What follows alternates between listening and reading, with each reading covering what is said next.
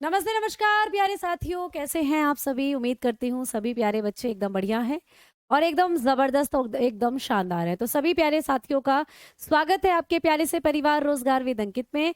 आप सभी बढ़िया हैं, बढ़िया हालचाल है, घर परिवार में सब आपके बढ़िया हैं, ऐसी मैं उम्मीद करती हूँ आप लोगों से। तो सभी मेरे प्यारे साथियों को एक बार जय हिंद, जय भारत। तो जल्दी से सभी बच्चे क्लास के साथ जुड़ जाइए और क्लास को हम लोग कर रहे हैं फिर शुरू, ठीक है? आवाज़ वगैरह में कोई समस्या हो, कोई प्रॉब्लम किसी तरीके की, तो आप लोग मुझे जल्दी से बताओ, फिर हम कर रहे हैं क्लास को शुरू। ठीक है भाई? चलो। तो भाई good evening, good evening, good evening, good afternoon, Radhe Radhe, जय श्री कृष्ण, प्रणाम, राम राम, जय श्री कृष्ण। सभी प्यारे बच्चे को राधे राधे, राधे राधे और शाम मिला दे। तो चलिए भाई करते हैं क्लास को शुरू। जय भीम, जय भीम।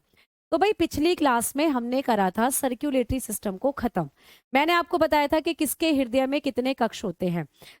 जैसे मछली के हृदय में 2 होते हैं, मेंढक के पास 3 कक्ष होते हैं, सांप वगैरह सरीसृप इनके पास 3 होते हैं। क्रोकोडाइल की बात करी थी तो 4 कक्ष होते हैं इनके हृदय में।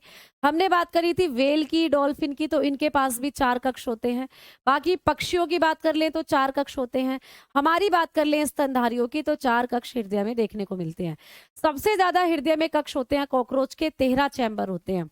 और सबसे ज्यादा दिल अगर हमने बात करी थी तो वो था कैचवे के अंदर। और ऑक्टोपस में भी भाई 3 दिल पाए जाते हैं और 3 ही कक्ष होते हैं। ये बात मैंने आपको कल की मतलब जो सैटरडे था वहां पर हमने बात डिस्कस करी थी, ठीक है? चलो, अब आपको मैं बताने वाली हूं कि आपके दिल से संबंधित 2-4 पॉइंट और क्या बन सकते हैं। तो आपको ना दिल से संबंधित 2-4 पॉइंट पूछे जा सकते हैं। जैसे कि क्या पूछा जा सकता है? जैसे कि आपको पूछा जा सकता है भाई इको कब कराते हैं हम लोग, और हम लोग ईसीजी कब कराते हैं। तो ये दोनों के दोनों टेस्ट आपको पूछ लेता है कि जब भी हमारे दिल में कोई दिक्कत चल रही हो, इसको ना ऐसे करना। जब भी हमारा हार्ट कुछ दिक्कत कर रहा हो, जब भी हमारे हृदय के अंदर कोई परेशानी चल रही हो, तो हम लोग 2 टेस्ट कराते हैं। हृदय की क्रियाविधि को अच्छे से पहचानने के लिए या पता लगाने के लिए हम लोग 2 जांच कराते हैं, 2 टेस्ट कराते हैं। कौन कौन से 2 टेस्ट हैं जो हम लोग कराते हैं? तो एक होता है प्यारे बच्चों इको, और एक होता है प्यारे बच्चे ईसीजी। एक है इको और एक है ईसीजी। तो ये दोनों के दोनों टेस्ट हम हमारे दिल की क्रियाविधि को जानने के लिए कराते हैं, ठीक है? जब कभी भी हमारा दिल अच्छे से काम नहीं कर रहा हो, दर्द हो रहा हो हल्का सा सीने में, हमें कुछ अजीब सा लग रहा हो, तो जाकर डॉक्टर के पास जाएंगे। डॉक्टर बोलेगा एक बार ये टेस्ट करा लो। तो एग्जाम में क्वेश्चन आएगा कि इको और ईसीजी ये दोनों हमारे शरीर के किस अंग की जांच से संबंधित टेस्ट है। तो आप बताना, ये हृदय की जांच से संबंधित टेस्ट होते हैं दोनों। यानी इन दोनों को हम जब कराते हैं जब हृदय संबंधी रोग हमारे अंदर होने की संभावना होती है, ठीक है? अब इको की फुल फॉर्म क्या होती है? तो आप लोग बताओगे। इको की फुल फॉर्म होती है इकोकार्डियो, इकोकार्डियोग्राम, ठीक है? इकोकार्डियोग्राम इसकी फुल फॉर्म होती है इकोकार्डियो। भाई कार्डियो शब्द देखकर तो आप पहचान ही जाओगे इकोकार्डियोग्राम, क्योंकि ये जो कार्डियो शब्द होता है ना, ये हमारे दिल से संबंधित होता है। तो हमारे दिल से ही रिलेटेड कार्डियो शब्द होता है। तो कहीं भी कार्डियो शब्द अगर आया तो आप लोग पहचान जाओगे कि ये दिल से संबंधित है, ठीक है? समझ में आ गई? मैम डोट का जवाब नहीं मिलता। डोट कौन सा डोट, ये बताओ। ठीक है, समझ में आ गई बात? चलें अब आगे आगे बात करें। चलो, तो अब हम लोग आगे बात करेंगे कि भाई इको जो होती है, इको इको किसके लिए जरूरी है या इको क्यों कराते हैं हम लोग। तो इको की भी फुल फॉर्म आपको पूछेगा तो आप लोग बताओगे इलेक्ट्रोकार्डियो, इलेक्ट्रोकार्डियोग्राम, ठीक है? इलेक्ट्रोकार्डियोग्राम इसकी फुल फॉर्म होती है, इलेक्ट्रोकार्डियोग्राम। एक बच्चे का मैंने अभी भी मैसेज पढ़ा कि मैम आप पढ़ाते तो अच्छा हो लेकिन एक्टिंग कम और पढ़ाओ ज्यादा। भैया मुझे नहीं समझ में आया कि मैंने कहाँ एक्टिंग कर दी है। बीच में अगर कई बार हंसी मजाक हो जाता है तो वो सिर्फ आप लोगों के दिमाग को, आपके माइंड को रिफ्रेश करने के लिए होता है। या मैं ये सोचती हूँ कि जितने अच्छे तरीके से, जितने ईजी तरीके से मैं बच्चे के दिमाग में अपनी बात या टॉपिक से संबंधित कोई भी बात रख सकूं तो वो बच्चे के लिए ही बेहतरीन होगा। इसमें एक्टिंग अगर कई बच्चों को लगती है तो भैया फिर मैं तुम लोगों से माफ़ी चाहती हूँ। लेकिन ये सिर्फ हमारी तरफ से प्रयास होता है, हमारी तरफ से ये कोशिश होती है कि हम किसी भी तरीके से, या तो हम अपने पोस्चर हाथ पैरों की मतलब इधर-उधर करते हैं हाथ पैर, तो उस तरीके से, या आपको एग्ज़ाम्पल देकर किसी भी चीज़ का, या आप लोगों को किसी भी तरीके से किसी गाने के माध्यम से, कुछ भी चीज़ों को आपके दिमाग में अगर हम फिट करना चाह रहे हैं, तो ये जस्ट हमारी ये कोशिश होती है कि आपको चीज़ें अच्छे से समझ में आ जाए। लंबे समय तक आप वो चीज़ें याद रख सकें और एग्ज़ाम में आपको आसानी हो चीज़ों को याद रखने में। क्योंकि भैया कोई एक सब्जेक्ट तो आपको पढ़ना है नहीं। ऐसा तो है नहीं कि सेवक केवल बायोलॉजी पढ़ोगे। दिन भर में तुम कितने सब्जेक्ट पढ़ते हो, है ना? सारे सब्जेक्ट पढ़ते-पढ़ते दिमाग में आपका थोड़ा-सा स्ट्रेस आ जाता होगा। उसी स्ट्रेस को दूर करने की एक छोटी-सी कोशिश होती है हम लोगों की। तो ये अगर आप लोगों को एक्टिंग लगती है या फिर कुछ एक्स्ट्रा लगता है, तो उसके लिए भई बहुत सारी माफ़ी हम लोग चाहेंगे। ठीक है प्यारे बच्चे? ठीक? चलो आ जाओ। तो कई बार लगता है ऐसा कि हम सब तो ये एफर्ट्स अपने बच्चों के लिए कर रहे हैं, लेकिन जब बच्चे उसको नेगेटिव पॉइंट में ले लेते हैं तो कहीं ना कहीं दिमाग में एक बात आती है कि हम कहीं कुछ गलत तो नहीं कर रहे, ऐसा लगता है फिर। बल्कि ऐसा मतलब कई बार आपको भी, जैसे आप कई बार बहुत ज्यादा एफर्ट कर रहे हो किसी चीज को समझाने के लिए, और कोई आकर आपको उस पर नेगेटिव पॉइंट दे दे तो आपको भी बहुत बुरा सा फील होता है। तो वैसे कई कई कई बार दिमाग में बातें आ जाती हैं, बट तुम हमारे बच्चे हो, तुम्हारी बातों का बुरा मानना नहीं चाहिए। ठीक है, चलो आ जाओ। तो आपको ना यहाँ से दोनों क्या क्वेश्चंस बन सकते हैं कि भाई इको, इको की full form echocardiogram, ECG, ECG की फुल फॉर्म तो कई बार आई हुई है, इंपॉर्टेंट है बेटा ये। तो ईसीजी की फुल फॉर्म तो कई बार आपको पूछ लिया, किसी भी एग्जाम में पूछ लेता है। इलेक्ट्रोकार्डियोग्राम होती है, हिंदी में लिख सकते हो आप लोग इलेक्ट्रोकार्डियोग्राम। ठीक है, इलेक्ट्रोकार्डियोग्राम, तो ये होती है ईसीजी की फुल फॉर्म। अब दोनों में मैम अंतर क्या है? तो आपके दिल के अंदर, आपके दिल की जो मांसपेशी है वो कैसे काम कर रही है, इस चीज को जानने के लिए कराते हैं इको। यानी इको हमारे दिल की आंतरिक संरचना के बारे में बताता है। दिल की आंतरिक संरचना अगर हमारी गड़बड़ है, हमारे दिल की मांसपेशियों में कोई दिक्कत है, हमारे दिल का जो इंटरनल स्ट्रक्चर है, इंटरनल स्ट्रक्चर उसका ब्यौरा दे अगर हमें लेना है, तो प्यारे बच्चे फिर हमें कराना पड़ेगा इको।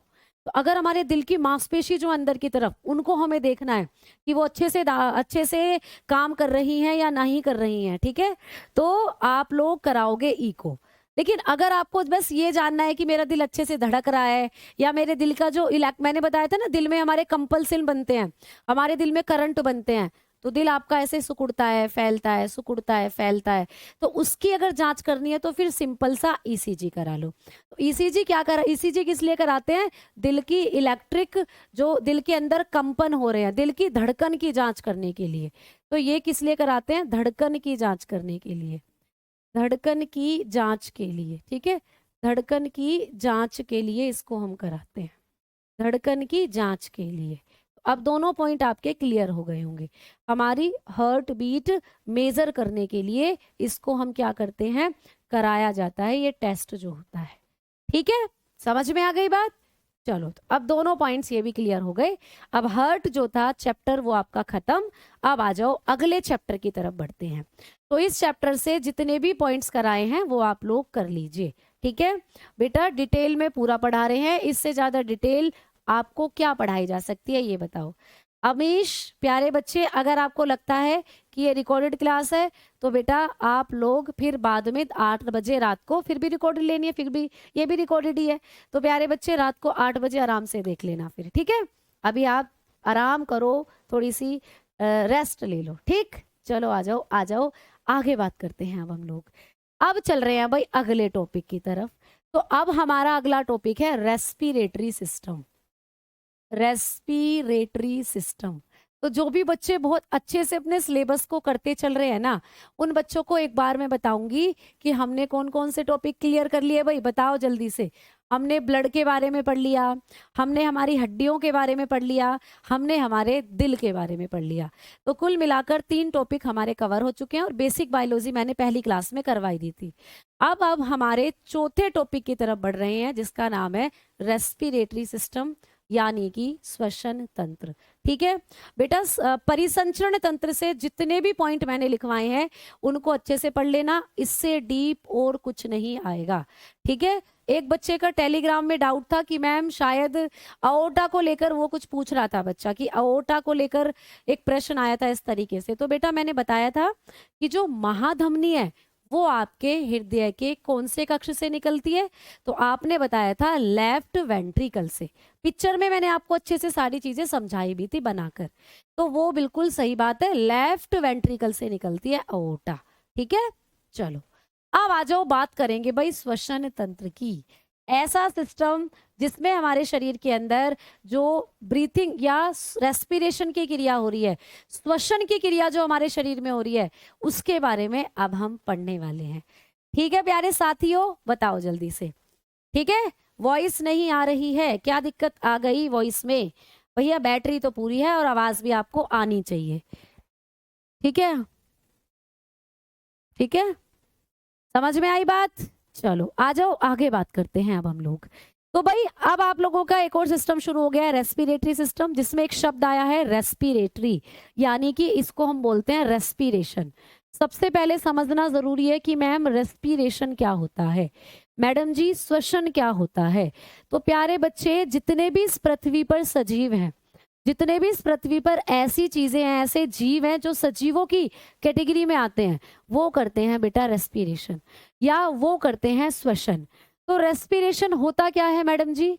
तो आइए बात करते हैं रेस्पिरेशन के बारे में। जब कभी भी हम सांस लेते हैं बेटा,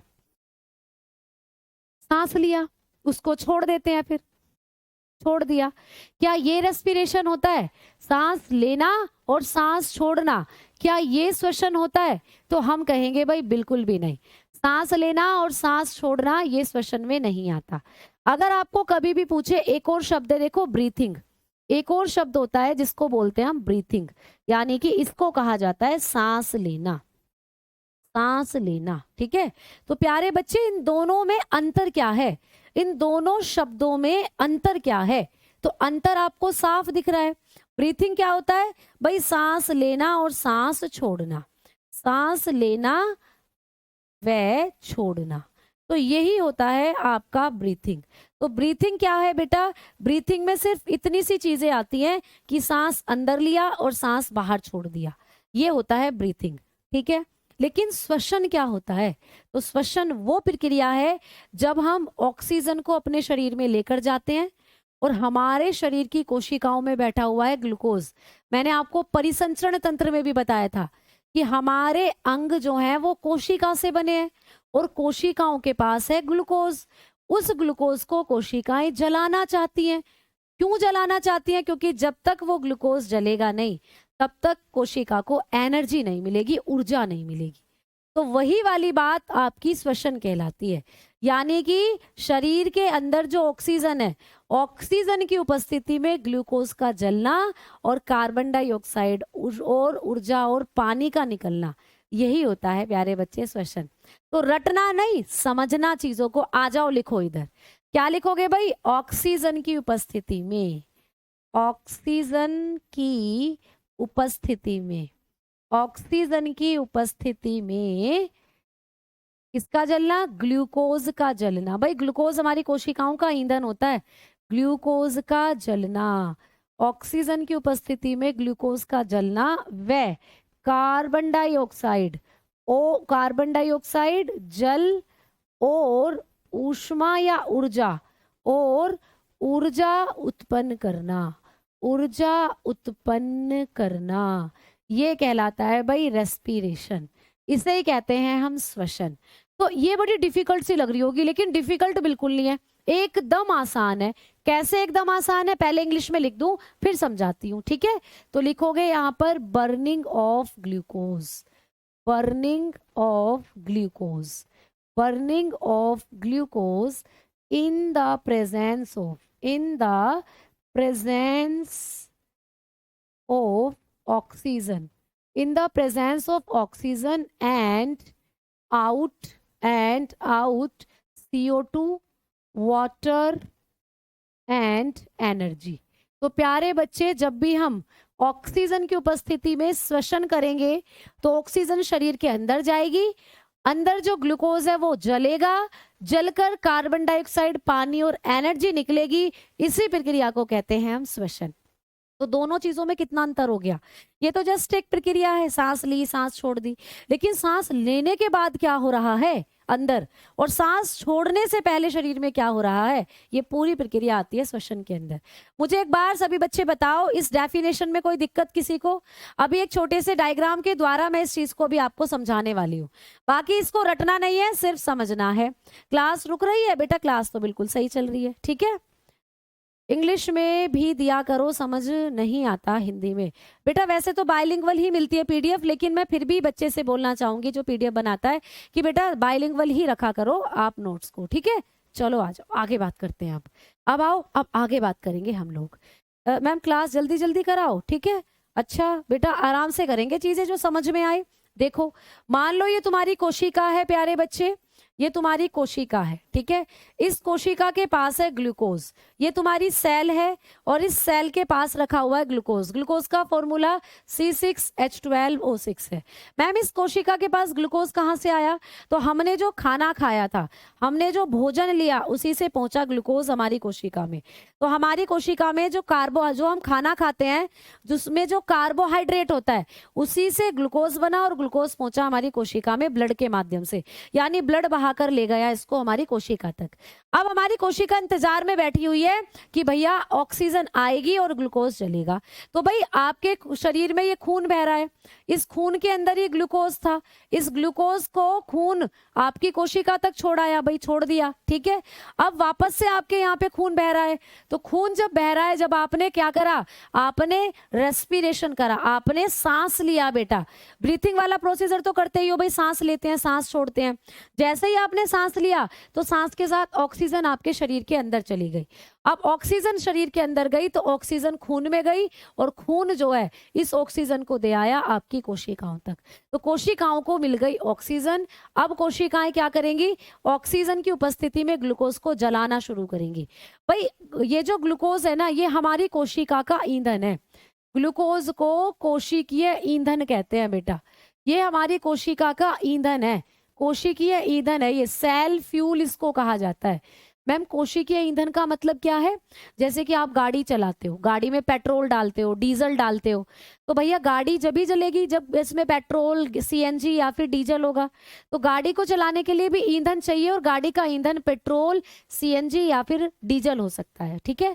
वैसे ही हमारे शरीर को चलाने के लिए क्या चाहिए, ग्लूकोज चाहिए। और ग्लूकोज कहाँ होता है, कोशिकाओं के अंदर। तो हम पेट्रोल, हम डीजल, हम सीएनजी तो नहीं पीते भैया, उससे तो हमारा काम नहीं चलेगा, हमारा काम चलेगा ग्लूकोज से। तो जो भी हम खाना खाते हैं उसमें कार्बोहाइड्रेट होगा और कार्बोहाइड्रेट से ग्लूकोज मिलेगा हमें। वही ग्लूकोज हमारी कोशिकाएं जलाती है और उसी से हमें मिलती है एनर्जी। जैसे गाड़ी में पेट्रोल जलेगा और गाड़ी में एनर्जी मिलेगी और गाड़ी भागेगी, झूम झूम झूम भागेगी गाड़ी। वैसे ही तुम्हारे शरीर में जब ग्लूकोज बनेगा, वो ग्लूकोज ऑक्सीजन की प्रेजेंस में जलेगा तो आपको भी मिलेगी फिर एनर्जी और आप कर पाओगे काम। भाई मैं यहाँ खड़ी होकर पढ़ा रही हूँ तो एनर्जी चाहिए मुझे, कहाँ से आई एनर्जी? मैंने खाया है खाना, मैंने सुबह नाश्ता करा था, फिर लंच किया था, बीच में भी मैंने कुछ लिक्विड, क्योंकि गर्मी है, जूस वगैरह पिए थे, तो मुझे बहुत सारा ग्लूकोज मिल रहा है, मेरी सारी कोशिकाओं में जा रहा है। और मेरी सारी कोशिकाएं, जैसे मैं बार बार ब्रीथिंग कर रही हूँ तो ऑक्सीजन मेरे खून में जा रही है और ऑक्सीजन के माध्यम से ग्लूकोज जा रहा है मेरी कोशिकाओं के पास।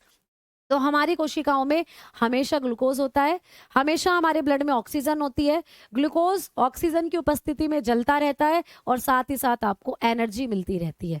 तो भाई इसी प्रक्रिया को कहा जाता है श्वसन। तो ऑक्सीजन की उपस्थिति में ग्लूकोज का जलना, और जब ग्लूकोज जलेगा तो भैया आपको मैंने बताया ना, जैसे गाड़ी में पेट्रोल जलेगा तो हीट निकलेगी प्लस कार्बन डाइऑक्साइड गैस बाहर आएगी, है ना, पोल्यूशन निकालेगा। वैसे ही हमारे शरीर की कोशिकाएं जब ग्लूकोज की उपस्थिति में, ऑक्सीजन की उपस्थिति में ग्लूकोज को जलाएंगी तो हमारे शरीर से भी कुछ वेस्ट निकलेगा। वो वेस्ट है कार्बन डाइऑक्साइड। तो जैसे ग्लूकोज जला तो कार्बन डाइऑक्साइड निकलेगी भाई, तो ये कार्बन डाइऑक्साइड भी आपके खून में चली जाएगी और खून इसको तुम्हारे फेफड़ों के माध्यम से बाहर निकाल देगा, खून इसको तुम्हारे लंग्स के माध्यम से आउट कर देगा, तुम्हारे शरीर से बाहर निकाल देगा। तो कार्बन डाइऑक्साइड तो बाहर निकाल ही देते हो।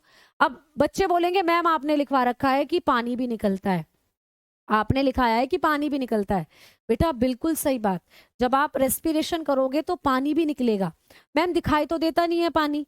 कभी इसको ट्राई करना कि कभी आप लोग रजाई ढककर या कपड़ा ढककर मुंह पर फोन को चलाना, तो जैसे ही तुम फोन चलाओगे ना अंदर सांस लोगे सांस छोड़ोगे तो होगा क्या, इस ग्लास पर ना पानी सा जम जाएगा, ओस सी जम जाएगी।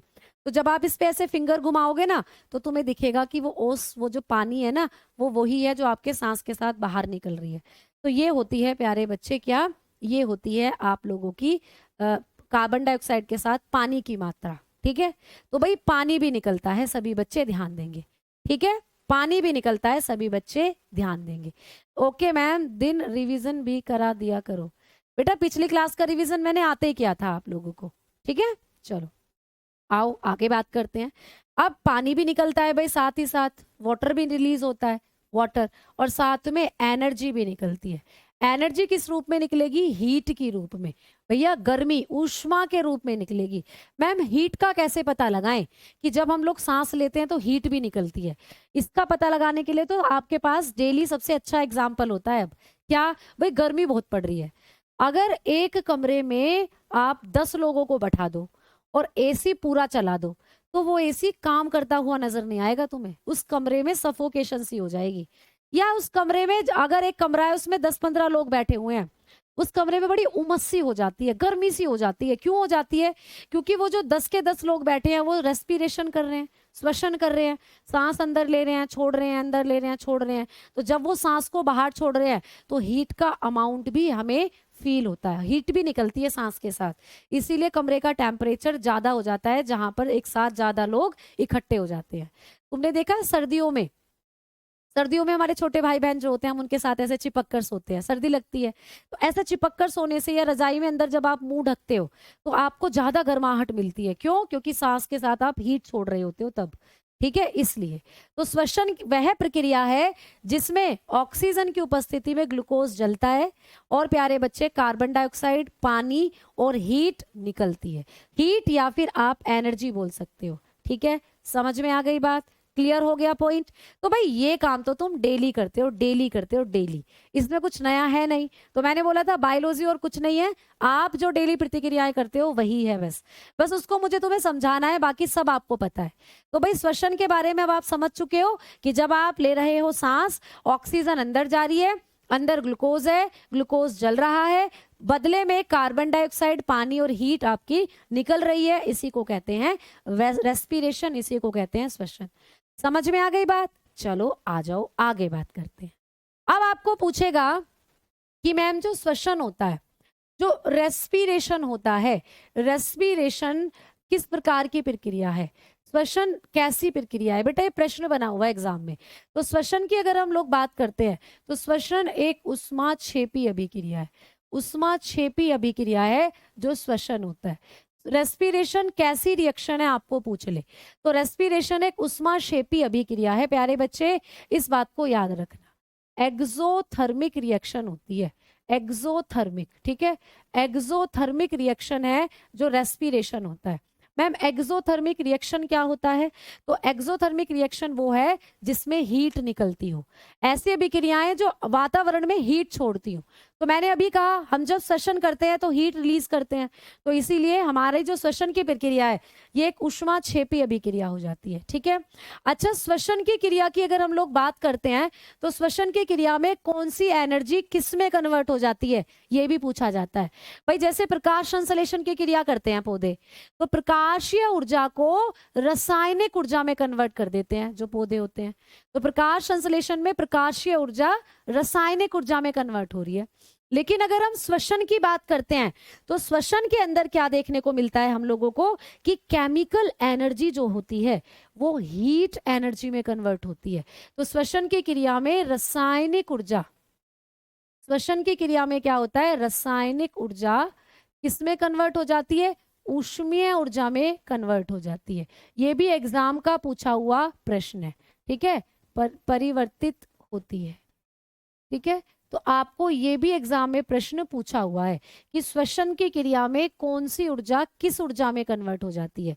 तो रासायनिक ऊर्जा ऊष्मीय ऊर्जा में परिवर्तित होती है श्वसन की प्रक्रिया में। ठीक है, तो आप लोग लिख सकते हो केमिकल एनर्जी जो होती है, केमिकल एनर्जी। भाई केमिकल्स ही तो यूज कर रहे हो आप लोग, ग्लूकोज केमिकल है या ऑक्सीजन आ रही है, तो वही केमिकल्स का हम लोग यूज कर रहे हैं और हीट रिलीज कर रहे हैं लास्ट में। केमिकल एनर्जी हीट एनर्जी में कन्वर्ट हो जाती है।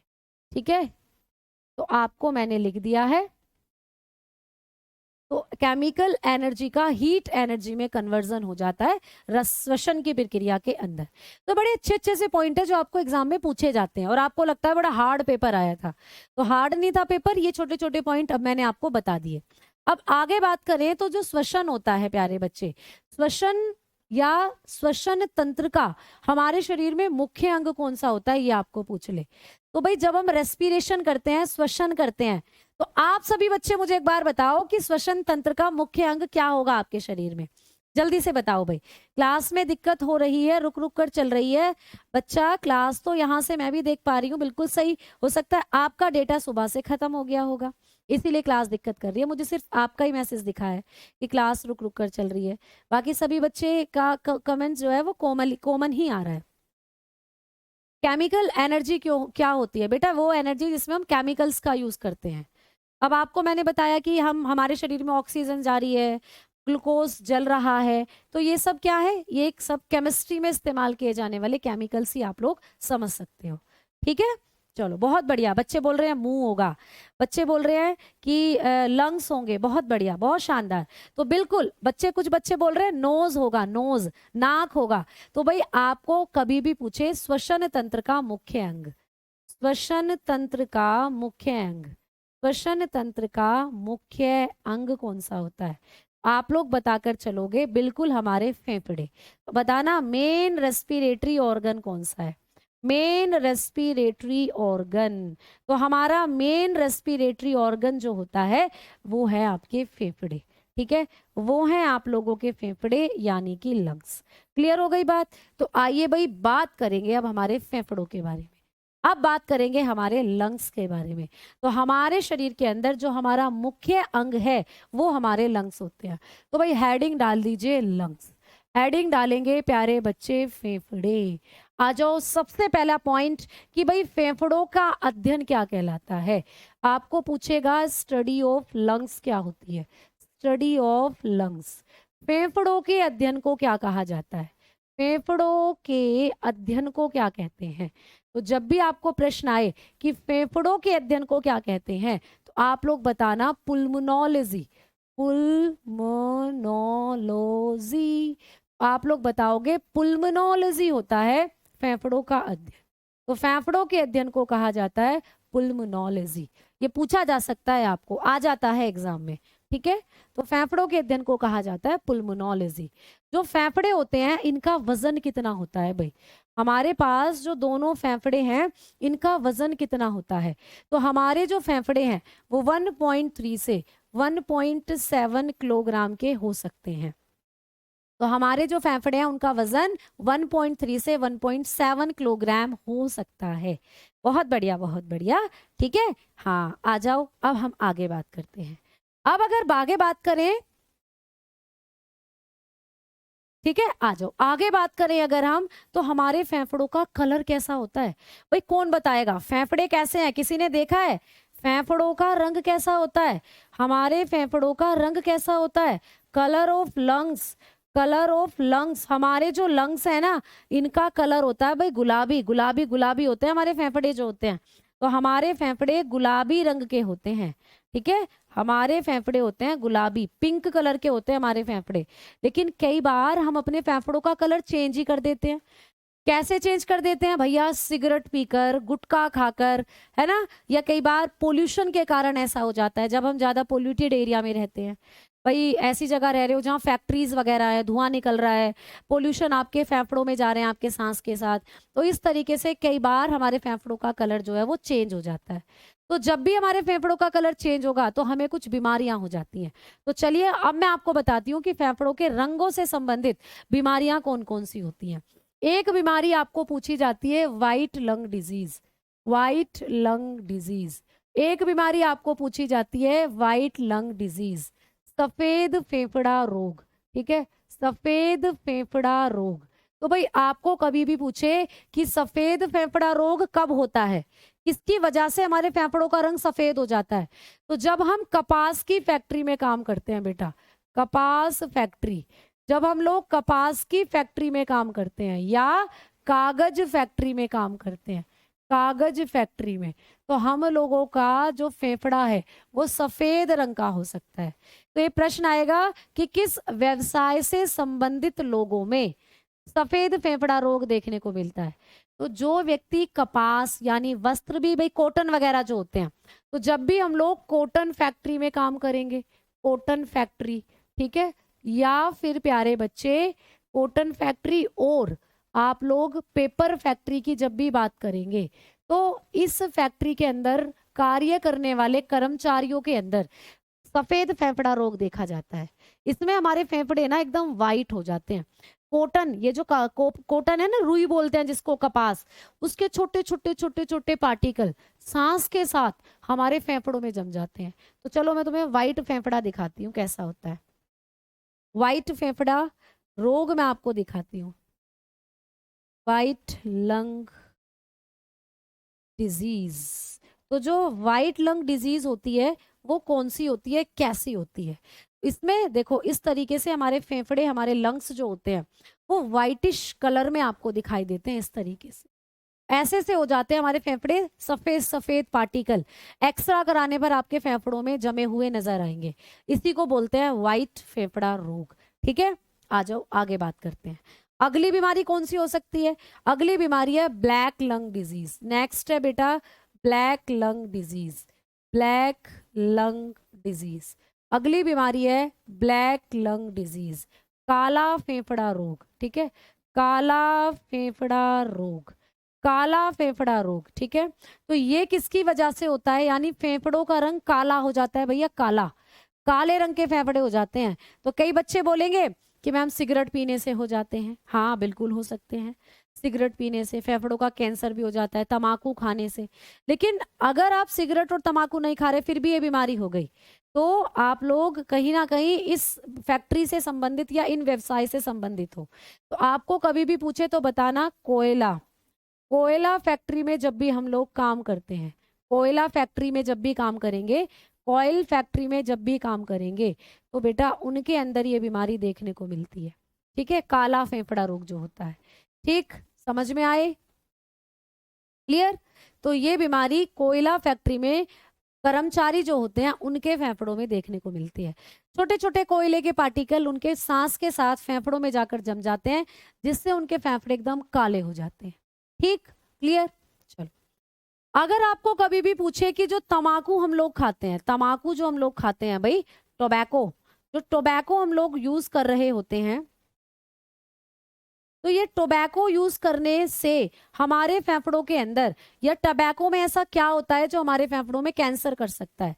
तो तम्बाकू का सेवन करने से हमारे फेफड़ों में क्या हो सकता है? लंग कैंसर हो सकता है बेटा, लंग कैंसर। तो लंग कैंसर कैसे हो सकता है? तम्बाकू का इस्तेमाल करने से फेफड़े, फेफड़े का कैंसर हो सकता है हम लोगों को। अब फेफड़े का कैंसर किस पदार्थ की किस पदार्थ की वजह से होता है? तम्बाकू में ऐसा क्या है जो फेफड़ों का कैंसर हो जाता है? तो तम्बाकू में पाया जाता है टार, टार नामक एक पदार्थ होता है, टार। ठीक है, टार पाया जाता है भाई तम्बाकू के अंदर, टार नाम का एक पदार्थ होता है, टार, या ऐसे लिखना टार केमिकल पाया जाता है। यही हमारे फेफड़ों में जाकर जम जाता है और इसी की वजह से हमारे फेफड़ों में हो जाता है फेफड़ों का कैंसर। ठीक, तो ऐसे भी प्रश्न आ सकता है कि तम्बाकू में कौन सा विषैला पदार्थ है जो फेफड़ों के कैंसर का कारण बनता है? तो आप बताओगे टार, टार जो होता है ये हमारे फेफड़ों में जाकर जम जाता है। ठीक है, तम्बाकू में एसिड की बात की जाए, तम्बाकू में कौन सा एसिड होता है? तो जल्दी से बताओ, तम्बाकू जो खाते हैं उनमें कौन सा एसिड होता है? तो निकोटेनिक एसिड होता है, बिल्कुल सही बात। ठीक है, निकोटेनिक एसिड होता है, तम्बाकू में होता है निकोटेनिक एसिड। ठीक है, तो ये तो एसिड की बात हो गई, निकोटैनिक अम्ल, ये तो हो गई एसिड की बात, लेकिन हम एसिड की बात नहीं कर रहे, हम कर रहे हैं कि कौन सा ऐसा केमिकल है जो फेफड़ों में जमकर हमारे अंदर क्या कर सकता है, टीबी या फेफड़ों के कैंसर जैसी बीमारी कर सकता है, वो होता है टार। ठीक है, चलें आगे। चलो भाई, अब आगे बात कर रहे हैं। बेटा पीडीएफ तो आपको एप्लीकेशन में ही मिलती है, तो जिन भी बच्चों के पास बैच है उन सभी बच्चों के पास पहुंचती है पीडीएफ। ठीक है, चलो आओ आगे बात करते हैं। अब चल रहे हैं अगले पॉइंट्स पर। तो भाई आओ, तुम्हें तुम्हारे फेफड़े दिखा दूं, तुम्हें तुम्हारे फेफड़े दिखा दूं, तुम्हें तुम्हारे लंग्स दिखा दूं। भाई ऐसे होते हैं तुम्हारे फेफड़े। ये पिक्चर आप देखो, इन भाई साहब जी के फेफड़े देखो, ऐसे ही हमारे फेफड़े भी देखने को मिलते हैं भाई। तो ये हमारे लंग्स हैं, ये जो आपको रेड रेड से दिख रहे हैं, वैसे तो पिंक होते हैं नेचुरली, बट पिक्चर में आपको दिखाए हुए हैं। ठीक है, और देखो यहाँ पर ये जो सारी चीजें आपको दिख रही है ना, ये हमारा रेस्पिरेटरी ट्रैक है। इसको एक हेडिंग देंगे, रेस्पिरेटरी, रेस्पिरेटरी ट्रैक्ट, यानी कि श्वसन मार्ग। कैसे कैसे आपके शरीर में वायु जाती है, तो श्वसन मार्ग का जो सही क्रम है ना, वो क्या है भाई, सबसे पहले है नेजल कैविटी। आपकी जो नाक है इसमें ये दो छेद हैं, दिख रहे हैं ना। अच्छा मुझे एक बात बताओ सभी बच्चे, तुम सांस मुंह से लेते हो या नाक से लेते हो, जल्दी बताओ। आप सांस मुंह से लेते हो या नाक से लेते हो बेटा, जल्दी बताओ। ठीक है, महेंद्र जी मैं आपसे ही पूछ रही हूँ, मुनिंदर जी आप मुझे बताएं, आप सांस किससे लेते हैं, आप सांस नाक से लेते हैं या मुंह से लेते हैं। ठीक है, ठीक है, समझ में आ गई बात। तो हाँ, कई बच्चे बोलेंगे हम तो मुंह से भी ले लेते हैं, कई बच्चे बोलेंगे कि हम तो नाक से भी ले लेते हैं। हाँ प्यारे बच्चे, तंबाकू से मुंह का कैंसर भी होता है, और तंबाकू या सिगरेट वगैरह जो है लंग्स कैंसर का भी कारण बनते हैं। ठीक, एक बच्चा बोल रहा है दोनों, कई बच्चे बोल रहे हैं दोनों से भी ले सकते हैं, बिल्कुल सही बात भैया, कहीं से भी आप नाक से ले लो मुंह से ले लो, लेकिन जो बढ़िया जो बेस्ट तरीका है सांस लेने का वो होता है नाक। हमें हमारी नाक से सांस लेना चाहिए बजाय मुंह के। मैम मुंह से क्यों नहीं ले सकते, मुंह से इसलिए नहीं ले सकते क्योंकि हमारे मुंह के अंदर छोटे छोटे रोम नहीं होते, छोटे छोटे बालों के जैसी संरचना हमारी नाक में होती है। ये बालों की जैसी संरचनाएं क्या करती हैं, जब भी आप सांस लोगे तो एयर को फिल्टर कर कर भेजती हैं आपके शरीर में। तो धूल मिट्टी के पार्टिकल आपने बेसिकली देखा है, जब कभी भी कहीं धूल उड़ती है और आप सांस लेते हो तो आपको छींक आती है वहां पर। छींक वो इसीलिए आती है कि डस्ट के पार्टिकल आपकी नाक में बालों में जमा हो जाते हैं, और नाक से बाहर निकालने के लिए आपका शरीर या आपकी जो बॉडी है वो छींक के द्वारा सारे पार्टिकल को बाहर निकालती है। तो इसीलिए हमें कई बार छींक आती है धूल वगैरह जब उड़ती है। तो आपकी नाक के अंदर छोटे छोटे बाल होते हैं, ये छोटे छोटे बाल एयर को फिल्टर कर कर आपके शरीर में भेजते हैं। इसीलिए जो बेस्ट तरीका है सांस लेने का वो नाक होता है। जब कभी आप मुंह से सांस ले रहे हो तो डायरेक्टली धूल के पार्टिकल आपकी सांस की नली में जाकर फंस सकते हैं। ठीक है, चलो तो सबसे पहले हम लोग क्या करेंगे, नोज को लिखेंगे, नोज नाक। भाई श्वसन मार्ग बता रही हूं मैं, कैसे कैसे हवा आपके पेट में आपके शरीर में जाती है। तो सबसे पहले नाक, नाक के नीचे आता है बेटा नासा छिद्र, नासा छिद्र ये दिखाई दे रहा है ना, नासा छिद्र, नेजल चैम्बर बोलते हैं जिसको, नेजल चैम्बर या नेजल कैविटी भी आप लोग बोल सकते हो, नेजल चैम्बर या नेजल कैविटी। आओ इसके बाद कौन सा आएगा ट्रैक, इसके बाद आता है देखो, ये नाक हो गई, नाक से देखो सांस अंदर गया, और सांस अंदर गया तो ऊपर दिख रहा है आपको फेरिंग्स। ठीक है, अब आएगा फेरिंग्स, अब आता है फेरिंग्स, फेरिंग्स को बोलते हैं ग्रसनी, ग्रसनी इसको बोला जाता है। इसके बाद आता है लैरिंग्स, देखो नीचे की तरफ है लैरिंग्स। ठीक है, नीचे की तरफ होता है लैरिंग्स, लैरिंग्स को बोलते हैं श्वसन या कंठ करके आप इसको बोल देते हो। ठीक है, लैरिंग्स को क्या बोल देंगे हम लोग, कंठ के नाम से इसको हम लोग जानते हैं। तो लैरिंग्स को हम लोग कंठ के नाम से जान सकते हैं बेटा, तो क्या लिख सकते हो, कंठ। ठीक है, लैरिंग्स को हम लोग कंठ बोलते हैं, कंठ लिख सकते हो, ग्रसनी। ठीक है, कंठ लिख सकते हो। अब इसके भी नीचे अगर मैं बात करूं तो भाई लैरिंग्स के नीचे आपको दिख रहा है आपके लंग्स, या फिर पहले एक नलिका आती है ये वाली नलिका, इसको बोलते हैं ट्रैकिया। तो आगे का वे मैं यहाँ बना रही हूँ। ठीक है, लैरिंग्स के बाद हम लोग ट्रैकिया की बात करेंगे, ट्रैकिया। फिर हमारा है ट्रैकिया प्यारे बच्चे, ट्रैकिया को बोलते हैं श्वसन नली, श्वसन नली। तो फिर हवा जाएगी श्वसन नली में, श्वसन नली के बाद ये हवा पहुंच जाती है आप लोगों के लंग्स के अंदर, फेफड़ों में, फिर पहुंच जाएगी भाई ये फेफड़ों के अंदर। फेफड़ों में। तो ये होता है भाई हवा को आपके शरीर में ले जाने का एक सही रास्ता। सबसे पहले नाक, नाक में दो छिद्र हैं जिनको बोलते हैं नासा छिद्र, इनके द्वारा एयर अंदर गई, फिर यहाँ पर मिलेगा फेरिंग्स, फेरिंग्स को ग्रसनी बोलते हैं, ग्रसनी से फिर हवा नीचे पहुंचेगी, यहाँ मिलेगा लैरिंग्स जिसको कंठ भी बोलते हैं, जिससे आवाज निकलती है, लैरिंग्स मिलेगा, लैरिंग्स के बाद आपकी ट्रैकिया यानी ये पूरी नलिका, और उसके बाद ये पूरा लंग्स यानी फेफड़ों में चली जाती है हवा। ठीक है, टीबी क्यों होता है बेटा? टीबी एक जीवाणु का इन्फेक्शन होता है। टीबी के बारे में मैं आपको पढ़ाऊंगी, टीबी के बारे में मैं आपको पढ़ाऊंगी जब जब मैं आपको पढ़ाऊंगी रोग, बीमारियां जीवाणु से होने वाली। ठीक है, एक से ज्यादा एक से दो, दोनों से भैया बराबर ही आता है आपको। मुझे लग रहा है जुकाम हो गया है सुरेश, तभी आपको एक नाक से कम और दूसरी नाक से ज्यादा आ रहा है। कई बार एक नाक ठप हो जाती है ना, तो ऐसा लगता है एक नाक से ही सांस आ रहा है, तो मुझे लग रहा है तुम्हें जुकाम हो गया, बाकी दोनों से बराबर ही सांस आता है, कोई दिक्कत ही नहीं है। ठीक मैम, जीके जीएस सीए 20 प्रश्नों में ही तीनों आ जाते हैं। हाँ प्यारे बच्चे, जीएस के आपके जो तीनों यहीं पर आपको मिलेंगे। ठीक है, चलो आ जाओ आगे बात करते हैं। तो ये रास्ता भी मैंने आपको बता दिया, अब एक एक करके सारे रास्ते को उधेड़ना है हमें, इस सारे रास्ते को ही अब हम एक एक करके पढ़ने वाले हैं बेटा। चलिए तो भाई बढ़ते हैं आगे की तरफ, बढ़ते हैं कहाँ भाई? ये रास्ता जब मैंने आपको लिखवा दिया तो आओ हम लोग लंग्स के बारे में बात कर रहे थे, और मैंने आपको लंग्स के बारे में बताया कि लंग्स के अध्ययन को हम लोग क्या कहते हैं? पुल्मोनोलॉजी कहते हैं। और वजन भी लिखवा दिया, 1.3 से 1.7 किलोग्राम होता है, और हमारे फेफड़े गुलाबी रंग के होते हैं, और फेफड़ों से संबंधित कुछ बीमारियां भी मैंने आपको लिखवा दी। ठीक है, ये रही। अब हमारे जो फेफड़े हैं ना वो एक झिल्ली में बंद होते हैं प्यारे बच्चे, हमारे फेफड़े एक झिल्ली में बंद होते हैं। जैसे मैंने आपको दिल के बारे में बताया था कि हमारा जो दिल है भाई एक मेम्ब्रेन में बंद होता है, हमारा दिल एक झिल्ली में बंद होता है जिसको बोलते हैं पेरिकार्डियल, पेरिकार्डियम मेम्ब्रेन, बताया था ना, हमारा दिल एक झिल्ली में बंद है, पेरिकार्डियम झिल्ली बोलते हैं जिसको। वैसे ही हमारे जो फेफड़े हैं वो भी एक झिल्ली में बंद है भैया, भगवान जी ने हमें बड़े प्रोटेक्शन के साथ भेजा है। ऐसा समझो कि हमारे सारे अंग, देखो सबसे ऊपर तो खाल है ही हमारी बॉडी पर, खाल सारे अंगों को ढके हुए है। बोलते हैं तेरी खाल उधेड़ कर फेंक दूंगी, तो खाल जब उधेड़ कर फेंक दोगे हम, तो हमारे सारे ऑर्गन जो है इंटरनली ऑर्गन वो आपको दिखाई देंगे, लेकिन वो ऑर्गन आपको ऐसे ही नहीं दिखाई देंगे, उनके ऊपर भी कवरिंग करके दे रखी है।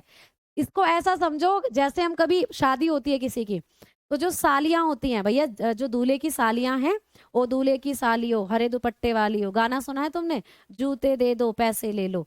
तो भैया जो सालियां होती है ना, कभी कभी वो दूल्हे के साथ मजाक करती है, गिफ्ट देती हैं दूल्हे को, और गिफ्ट कैसा देती है? उसमें पैकिंग ही पैकिंग होती है, पैकिंग ही पैकिंग, बड़ी पैकिंग। दूल्हा बड़ी पैकिंग खोलेगा तो एक और छोटी पैकिंग निकलेगी, उसको खोलेगा तो एक और छोटी पैकिंग निकलेगी। भगवान जी ने तुम्हें भी वैसे ही बनाया है। सबसे ऊपर पैकिंग जो करके दी है तुम्हारी खाल की करके दी है, अंदर फिर तुम्हारे ऑर्गन है उनके ऊपर भी पैकिंग कर दी है, फिर अंदर से तुम्हारे ऑर्गन निकलते हैं। तो हमारा हर ऑर्गन एक झिल्ली में बंद है। जैसे दिल पेरिकार्डियम झिल्ली में बंद था, वैसे ही फेफड़े जो होते हैं ये प्लूरल मेम्ब्रेन में बंद होते हैं। ठीक है, प्लूरल मेम्ब्रेन के अंदर, तो हमारे फेफड़े प्लूरल मेम्ब्रेन के अंदर बंद होते हैं भाई।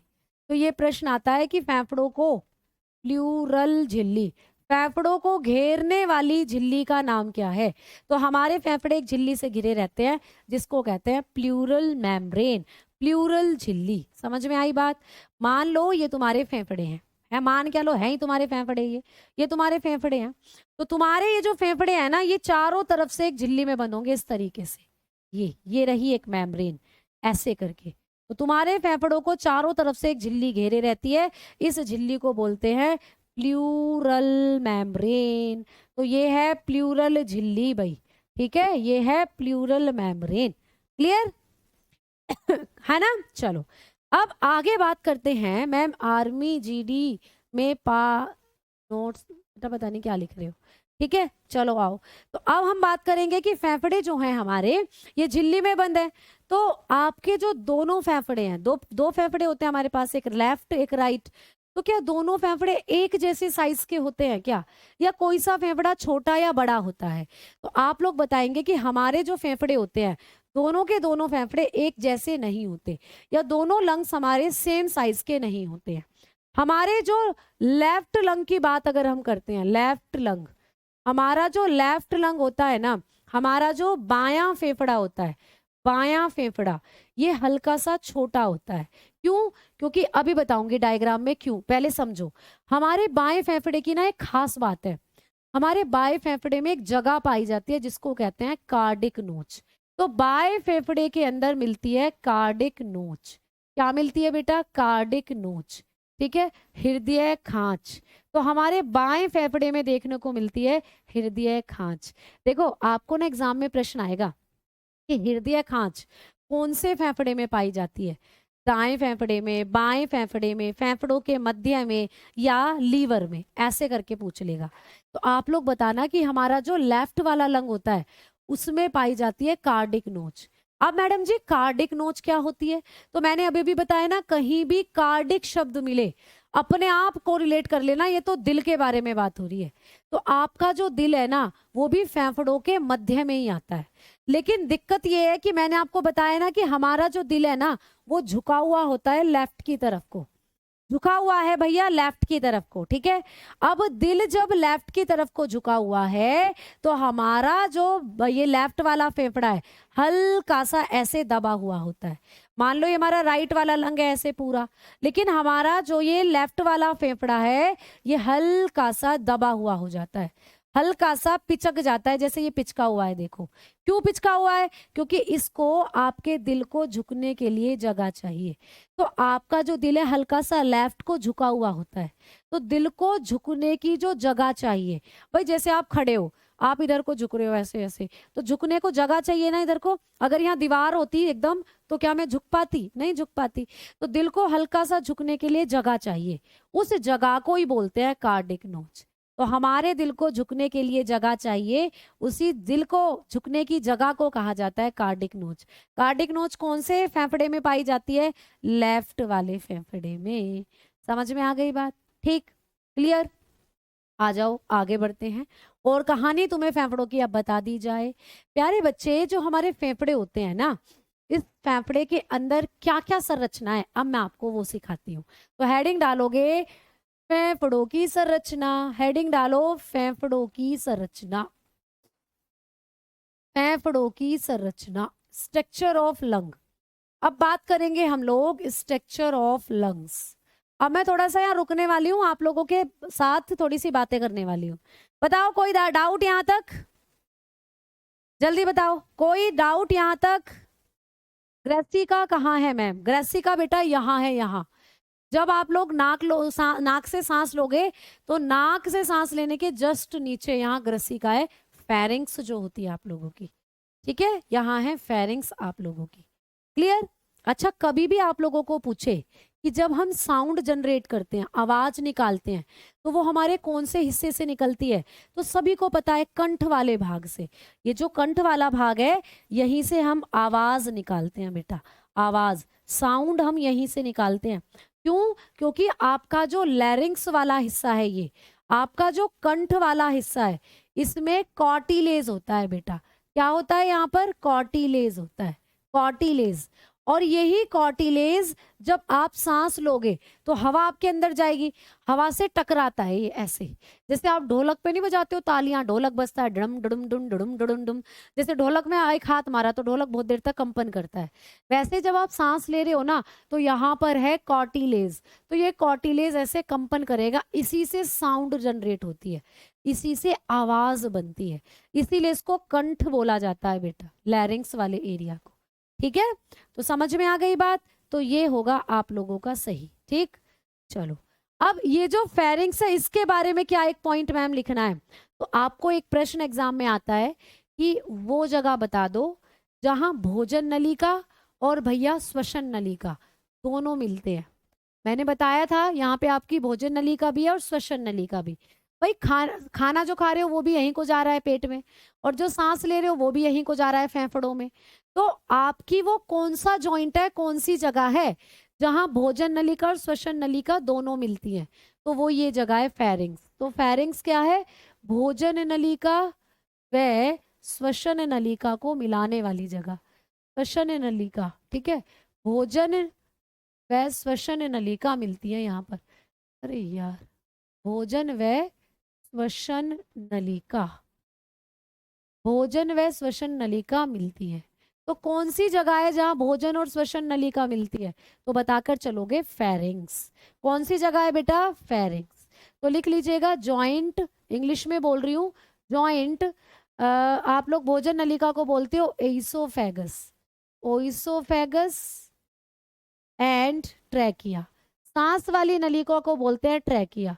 जगह थोड़ी सी कम है बट मैंने फिर भी बोल दिया है, joint oesophagus and trachea. Oesophagus भोजन नलिका को कहते हैं और ट्रैकिया सांस वाली नलिका को। तो ये वो जगह है, फेरिंग्स जो होती है, ये जो ग्रसनी है, ये वो जगह है जहां भोजन नलिका और श्वसन नलिका दोनों मिलती हैं। तो ये भी प्रश्न यहाँ से पूछे जा सकते हैं, ये क्वेश्चंस भी यहाँ से पूछे जा सकते हैं। ठीक है, समझ में आ गई? अग्निवीर के लिए बिल्कुल ले सकते हो, कोई दिक्कत नहीं है। ठीक है, रिप्लाई क्यों नहीं देती प्यारे बच्चे? जब कमेंट दिखेगा ना तो रिप्लाई भी जरूर करूंगी। ठीक है, चलो आओ आगे बात करते हैं। अब आगे बात करते हैं भाई।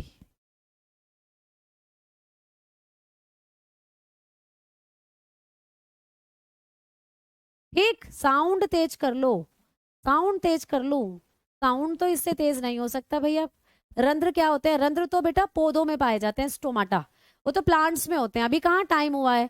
तो मुझे लगता है तुम सारे के सारे बच्चे ना तुमसे मजाक करो तो तुम्हें बड़ा मजा आता है क्लास में। भैया मजे धुएं ठा दिए, फिर तो ऐसे कमेंट करोगे।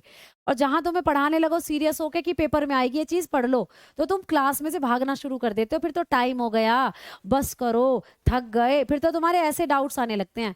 और ये एक जो सैनिक होता है ना, उसके लक्षण नहीं है। क्योंकि अपने देश की सेवा के लिए तुम्हें बिना थके बिना रुके काम करना है बेटा। तो भाई फोर्स में जाओगे तो इस आलस्य को त्यागो और एक्टिव बनो और क्लास को पूरा पढ़ो और चीजों को पूरा पढ़ो और एग्जाम में सिलेक्शन ले जाओ। ठीक है, मैं तुम्हें समझ रही हूँ, सारे के सारे बालकों को। तुम क्या हो, क्या तुम्हारा बिहेवियर है, तुम्हें सब समझ रही हूँ मैं। सारे एक एक बच्चों को एग्जामाइन कर रही हूँ मैं। चलो आओ आगे बात करते हैं हम लोग। कंठ, हाँ भाई भाई, कंठ वही है जिसको हम लोग लैरिंग्स के नाम से जानते हैं। इस कंठ पर ही एक संरचना होती है लड़कों के अंदर जिसको बोलते हैं एडम्स एप्पल।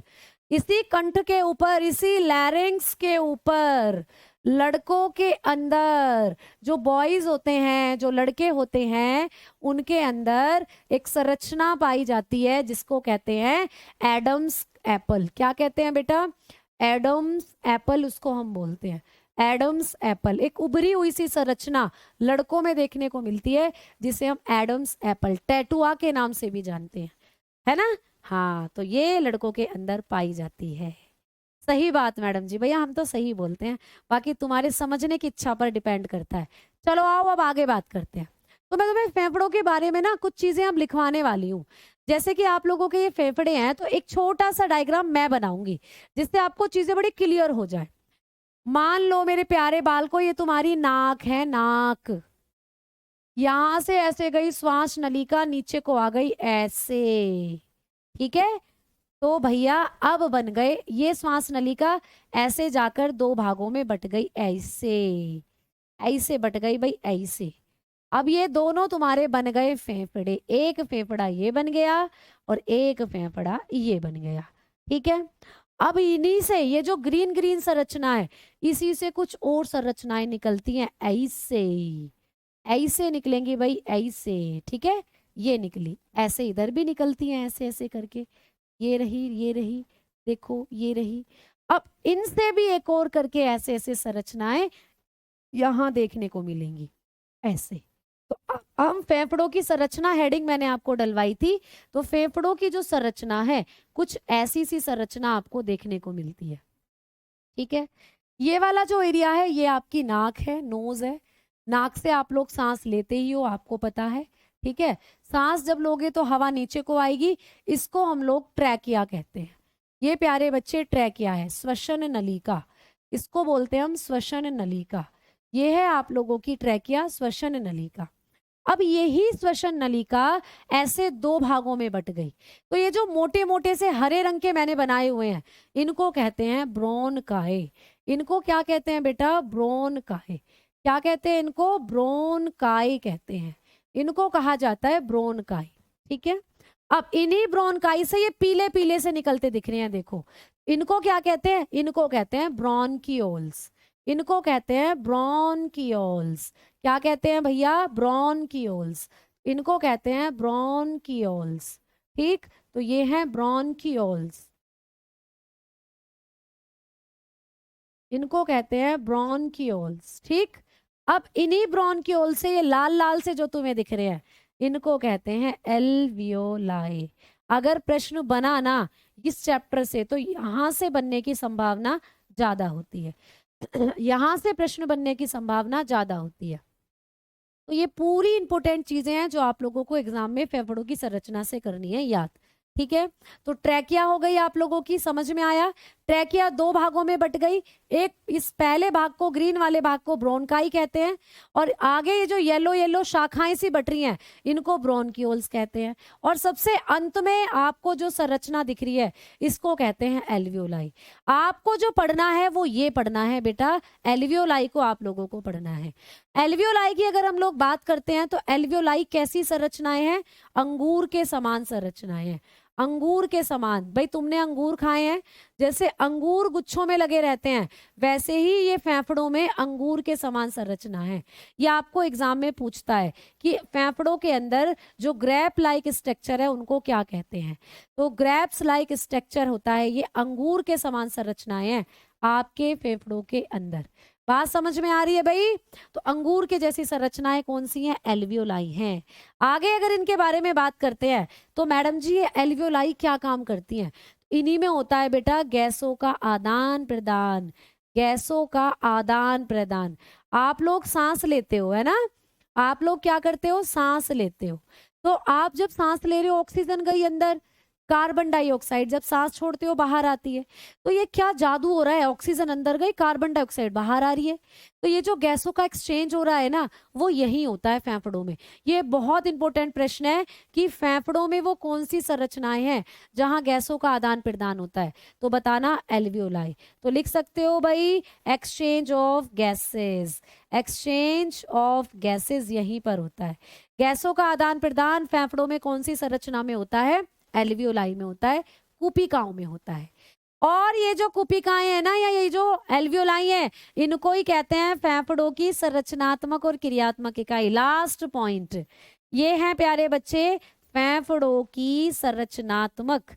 ये है फेफड़ों की संरचनात्मक और क्रियात्मक इकाई। संरचनात्मक व क्रियात्मक इकाई, ये भी प्रश्न आता है कि हमारे जो फेफड़े हैं, इनकी संरचनात्मक और क्रियात्मक इकाई कौन सी है। यानी हमारे फेफड़ों की कौन सी कोशिका संरचना बनाती है और कौन सी कोशिका हमारे फेफड़ों में काम करती है। तो ये जो एल्वियोलाई है ना, यही तुम्हारे फेफड़ों की संरचना बनाती है और यही सारा काम करती है फेफड़ों में। ठीक है, तो इसको कहते हैं structural and functional unit. Structural and functional unit of lung. Unit of lungs. तो हमारे फेफड़ों की संरचनात्मक और क्रियात्मक इकाई किसको कहते हैं? तो आप लोग बताओगे एल्वियोलाई को कहते हैं। एल्वियोलाई के बारे में ना इतने पॉइंट्स हैं जो आप लोगों को याद कर कर चलने हैं। अब मुझे बताओ, अब किसी बालक को कोई दिक्कत हो, कोई समस्या हो, कोई परेशानी हो, अब बताओ मैम आर्मी में ये सब आएगा क्या? बेटा ये सब नहीं आएगा, बट हाँ इनमें से एक आधा क्वेश्चन, क्योंकि क्वेश्चन ही दो आते हैं बायोलॉजी के, तो ये सब तो नहीं आएगा, बट आएगा इन सब चीजों में से। ठीक है, आएगा इन सब चीजों में से। क्लियर? चलो बताओ जल्दी से सारे बच्चे, साइंस से कितने क्वेश्चन आते हैं? टोटल साइंस की बात करें तो 4 से 5 प्रश्न मिलेंगे, जिसमें से 2 प्रश्न बायोलॉजी से आपको मिलेंगे। ठीक है, बायोलॉजी से 2 प्रश्न मिलेंगे। अब मुझे सभी बच्चे बोलो कि चीजें समझ में आई या नहीं। एक बच्चे का मुझे मैसेज दिखा, मैम समझ नहीं आया। मेरे प्यारे बच्चे, आपको समझ क्यों नहीं आया ये बताएंगे जरा? बेटा साफ ही लिखा हुआ है, बस थोड़ी सी जगह नीचे कम थी, इसीलिए मैंने थोड़ा सा आप लोगों को, लो मैंने थोड़ा सा और बड़ा कर दिया है ये, अब आपको दिख गया होगा। Structural and functional unit of lungs लिखा हुआ है। ठीक है, तो बेटा मैंने आपको क्या बताया कि अगर आप अपने फेफड़ों को देखोगे तो सबसे पहले नाक है। नाक के अंदर जब सांस लोगे तो एक यहाँ पे लंबी नलिका मिलेगी, जिसको कहते हैं श्वसन नलिका यानी ट्रैकिया। ट्रैकिया आगे चलकर 2 भागों में बढ़ जाती है, क्योंकि 2 फेफड़े हैं, एक इधर को जाएगी एक इधर को। तो आपके फेफड़ों की जो ट्रैकिया है, वही जब 2 भागों में बढ़ जाएगी तो उसको हम ब्रोनकाई कहते हैं। और यही ब्रोंकाई फिर आगे कई सारे भागों में बट जाएगी तो उसको ब्रोंकियोल्स कहते हैं। और यही ब्रोंकियोल्स के अंतिम सिरे पर पाई जाती हैं कूपिकाएं, एल्वियोलाई। इन एल्वियोलाई की संरचना अंगूर के गुच्छे के समान होती है। जैसे कि इस फोटो को देखो, इस फोटो में तुम्हें ये वाली इमेज दिख रही है, ये वाली इमेज, ये देखो ये वाली इमेज दिख रही है ना, ये तो ऐसा नहीं लग रहा जैसे एक गुच्छे पर बहुत सारे अंगूर लटके हुए हों। ये रे, ये एल्वियोलाई है, ये बड़ी करके दिखा रखी है माइक्रोस्कोप से। तो तुम्हारे फेफड़ों के अंदर ये जो एल्वियोलाई है, अंगूर के समान संरचनाएं हैं बेटा। इन्हीं के अंदर क्या होता है, इन्हीं में गैसों का आदान प्रदान होगा। तुम्हारे फेफड़ों में जब हवा जाएगी ना, तो यहीं पर जाकर ऑक्सीजन तुम्हारे खून में मिल जाएगी और खून से कार्बन डाइऑक्साइड तुम्हारी एल्वियोलाई में आ जाएगी और सांस के साथ तुम फिर उसे बाहर निकाल दोगे। तो ये है सारी चीजें बेटा, ठीक है। हाँ जी, टाइम हो चला है, अब मिलेंगे कल की क्लास में। तो कल मैं ये वाला फैक्ट आपको एक बार फिर से बता दूंगी। तो तब तक के लिए धन्यवाद, नमस्कार। किसी को कोई भी डाउट होता है आप टेलीग्राम ग्रुप में टैग कर कर मुझे पूछ सकते हो, ठीक है। मेरी जो टेलीग्राम ग्रुप में आईडी बनी हुई है भावना भाटी RWA के नाम से बनी हुई है, ठीक है बेटा। चलो धन्यवाद। बायोलॉजी से 2 क्वेश्चन आते हैं, बायो से 2 क्वेश्चन आते हैं बेटा। बाकी की चीजें मैं आपको कल बताऊंगी कि श्वसन कैसे करते हैं, वायवीय श्वसन या आप लोगों का अवायवीय श्वसन।